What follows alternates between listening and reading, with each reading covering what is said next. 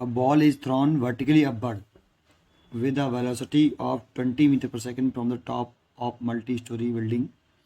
The height of the point from where the ball is thrown is 25 meter from the ground. How high the ball will rise and how long will before the ball hit the ground. एक kinematics का question है, solve करते हैं.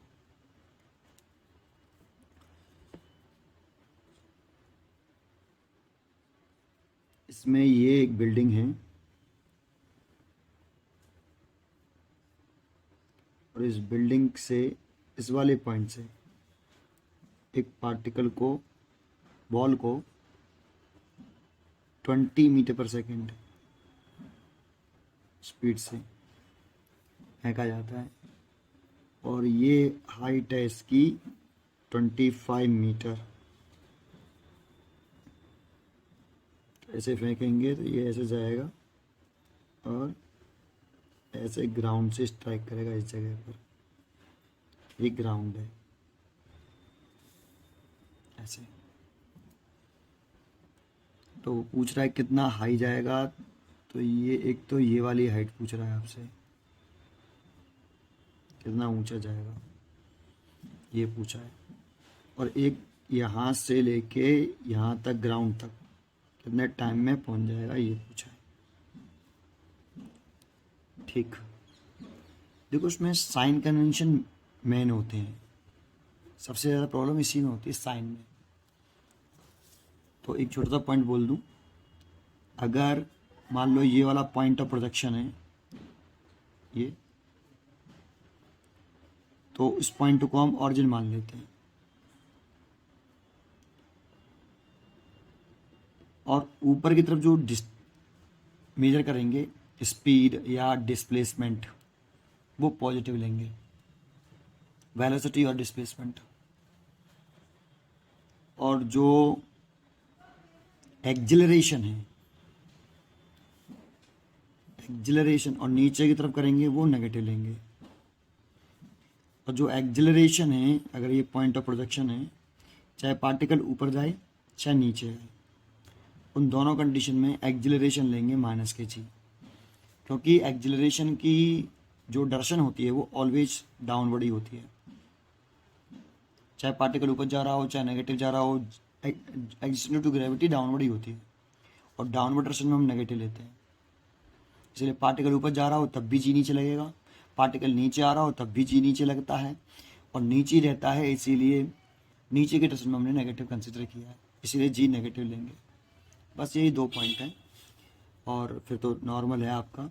जैसे इस question को solve करें इतने वाले पार्ट को, तो इसको अगर मैं यहाँ से रीड्रॉ कर लूँ ऐसे कि यू वेलोसिटी से फेंका और ये मान लो यहाँ तक इसकी वेलोसिटी 0 हो गई, फिर ये रिटर्न करे आया वहाँ से ऐसे, तो हमसे ये हाइट पूछ रहा है ये वाली.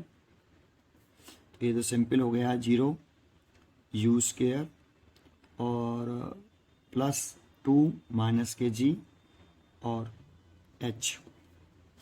तो इसे ले सकते हैं माइनस के प्लस के 2gh is equal to u square, h is equal to u square upon 2g. और u दे रखा है 20 एंड 20 और 2g दे रखा है 10, इसलिए 20 मीटर ऊपर जाएगा.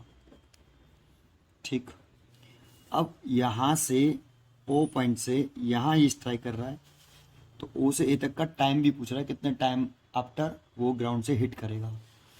तो अगर मैं इसमें इन इक्वेशन ये लगाऊं एस बराबर U T plus half A T square, तो देखो ये वाली जो है यहाँ से चला और यहाँ आया तो ये नीचे की तरफ चल रहा है, इसीलिए ये जो हाइट है ये वाली 25 ये नीचे की तरफ है और नीचे की तरफ इसीलिए माइनस के 25 और u देखो आपका ऊपर की तरफ है इसीलिए प्लस का ही रहेगा 20 और मान लो टाइम t लग रहा है प्लस हाफ.